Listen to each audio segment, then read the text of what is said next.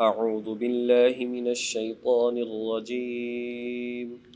بسم الله الرحمن الرحيم. لو خرجوا فيكم ما زادوكم إلا خبالا ولأوضعوا خلالكم يبغونكم الفتنة وفيكم سماعون لهم والله عليم بالظالمين. صدق الله العظيم. لو خرجوا فیکم، اگر یہ لوگ تمہارے ساتھ نکلتے، ما زادوکم، تو یہ اضافہ نہ کرتے، الا خبالا، سوائے فساد پھیلانے کے، وَلَأَوْضَعُوا خِلَالَكُمْ، اور یہ فتنے اور فساد کے، شرارتوں کے گھوڑے دوڑاتے. اوضعوا، ایذاع کہتے ہیں گھوڑے اور اونٹ کو تیز دوڑانا، لیکن یہ بولا جاتا ہے کہ جہاں پر ایک بندہ فتنہ فساد پھیلانے کے لیے ادھر کی باتیں ادھر کرے، ادھر کی ادھر کرے اور لوگوں کو لڑانے کی کوشش کرے، تو وَلَأَوْضَعُوا خِلَالَكُمْ، تو یہ شرارتوں کے گھوڑے دوڑاتے، يَبْغُونَكُمُ الْفِتْنَةَ، تاکہ فتنہ پیدا کر سکیں، وَفِيكُمْ سَمَّاعُونَ لَهُمْ، اور تم میں بھی ایسے لوگ موجود ہیں جو ان کی باتیں سننے والے ہیں. واللہ علیم بالظالمین، اور اللہ تعالیٰ ظالموں کو خوب اچھی طرح جانتا ہے. اس سے قبل منافقین ہی کی بات چل رہی تھی. غزوہ تبوک میں جب جانے کی بات آئی تو اس وقت منافقین آئے اور حیلے بہانے کرنے لگے، جس بنیاد پر اللہ تبارک و تعالیٰ نے جو ہے فرمایا کہ اے نبی، آپ نے جو ان کو اجازت دی ہے حیلوں بہانوں پر، یہ اجازت نہیں دینی تھی، ان کو پہلے آزمایا جاتا. اب جب یہ بات ہو چکی، اس کے بعد فرمایا کہ اگر یہ نہیں گئے تو اچھا ہی ہوا کہ یہ لوگ نہیں گئے، اس لیے کہ اگر یہ لوگ آپ کے ساتھ جاتے تو سوائے فتنہ فساد پھیلانے کے کچھ اور نہ کرتے، ادھر کی باتیں ادھر کرتے، لڑاتے، شکوک و شبہات پیدا کرتے، کبھی کہتے دشمن بہت زیادہ ہے، کبھی کہتے دشمن کے پاس اسلحہ بہت زیادہ ہے، کبھی کہتے کہ ہم بہت کمزور ہیں، کبھی کہتے کہ گرمی شدت کی ہے، کبھی کہتے کہ کیوں اپنے آپ کو مرنے کے لیے پیش کر رہے ہو. تو طرح طرح کی باتیں یہ لوگ کرتے، اور ہمیشہ جو ہے لڑانے کے لیے اور مسلمانوں کے حوصلے پست کرنے کے لیے. اور ظاہری بات ہے کہ فتنہ فساد یہی ہے کہ لوگوں کے حوصلے پست کر دیے جائیں اور اسلام سے دور کر دیا جائے، اور جو ہے اللہ تبارک و تعالیٰ کے احکامات کو ہلکا جانا جائے اور اپنی خواہشات جو ہیں ان کو ترجیح دی جائے. تو اسی کو فرمایا کہ یبغونکم الفتنہ، یہ لوگ جو ہیں فتنوں کو تلاش کرنے والے ہیں، یہ لوگ فتنوں کو پیدا کرنے والے ہیں، اور تم میں بھی ایسے لوگ موجود ہیں جو ان کی بات سننے والے ہیں. یعنی کیا مطلب کہ جب یہ مسلمانوں کی جماعت میں ہوتے ہیں تو اس وقت میں بڑی میٹھی میٹھی باتیں کرتے ہیں، دیکھو اے مسلمانوں آگے بہت سارے موقع آئیں گے، اس وقت میں ہم جو ہے اس میں بڑھ چڑھ کر حصہ لیں گے، آج جو ہے اپنے آپ کو مضبوط کرنے کا وقت ہے، لہٰذا اپنے ماں باپ کی خدمت کرنا بھی تو بہت بڑی نیکی ہے. تو طرح طرح کی باتیں. تو کچھ لوگ ایسے ہوتے ہیں جو ان باتوں کو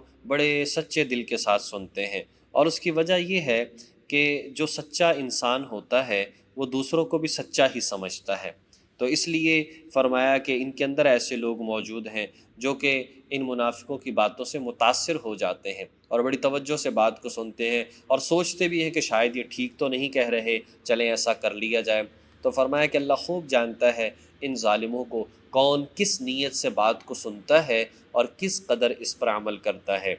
لَقَدِ ابْتَغَوُا الْفِتْنَةَ مِنْ قَبْلِ، بے شک یہ لوگ اس سے پہلے بھی فتنہ پیدا کرنے کی کوشش کر چکے ہیں. لَقَدِ ابْتَغَوُا الْفِتْنَةَ، بے شک یہ کوشش کر چکے ہیں فتنہ پھیلانے کی، من قبل، اس سے پہلے بھی. وَقَلَّبُوا لَكَ الْأُمُورَ، اور یہ تمہارے معاملات کو الٹ پلٹ کر چکے ہیں، الٹ پھیر جو ہے معاملات کے اندر کر چکے ہیں. حتیٰ جاء الحق، یہاں تک کہ حق جو ہے وہ خوب واضح ہو گیا اور سامنے آ گیا. وظہر امر اللہ، اور اللہ تعالیٰ کا حکم غالب آ گیا. وہم کارہون، اور یہ ساری بات انہیں ناپسند تھی،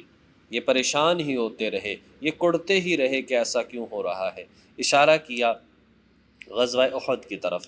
کہا کہ اس سے پہلے بھی یہ لوگ، یہ منافقین عبداللہ بن ابی اور اس کے چاہنے والے، جب مسلمان نکلے اور کفار کی تعداد 3000 تھی، مسلمان 1000 کی تعداد میں تھے، جب نکلے تو راستے میں عبداللہ بن ابی نے اپنے ساتھیوں سے کہا دیکھو اتنے دشمن ہیں، ہم تو مارے جائیں گے، یہ کون سا انصاف، یہ کون سی عقل مندی ہے کہ اپنے آپ کو مرنے کے لیے پیش کر دیا جائے، چنانچہ ہم واپس چلتے ہیں۔ تو یہ 300 لوگوں کو لے کر واپس ہو گیا۔ تو گویا کہ ایک طرح سے وہ سارے معاملات الٹ پلٹ، کہ جہاں تھوڑا سا حوصلہ تھا اس بات کی وجہ سے حوصلے پست ہو گئے، اور جو ہے مسلمانوں کو انتہائی پریشانی کا سامنا بھی کرنا پڑا اور بظاہر شکست بھی ہوئی۔ لیکن بہرحال آگے کتنے غزوات ہوئے ہیں، 27 تقریباً غزوات ہوئے، سرایا بہت زیادہ ہوئے، اللہ تبارک و تعالی نے فتوحات عطا فرمائیں، تو کہا کہ یہ اسلام تو غالب ہو کر رہے گا چاہے ان لوگوں کو ناپسندی کیوں نہ ہو، جیسا کہ قرآن پاک میں ارشاد فرمایا هو الذی ارسل رسولہ بالہدی ودین الحق لیظہرہ علی الدین کلہ، یہ دین تو غالب آ کر رہے گا، آپ کو بھیجا ہی اس وجہ سے ہے، وَلَوْ كَرِهَ الْمُشْرِكُونَ وَلَوْ كَرِهَ الْكَافِرُونَ، چاہے یہ کافروں کو مشرکوں کتنا ہی ناپسند کیوں نہ ہو۔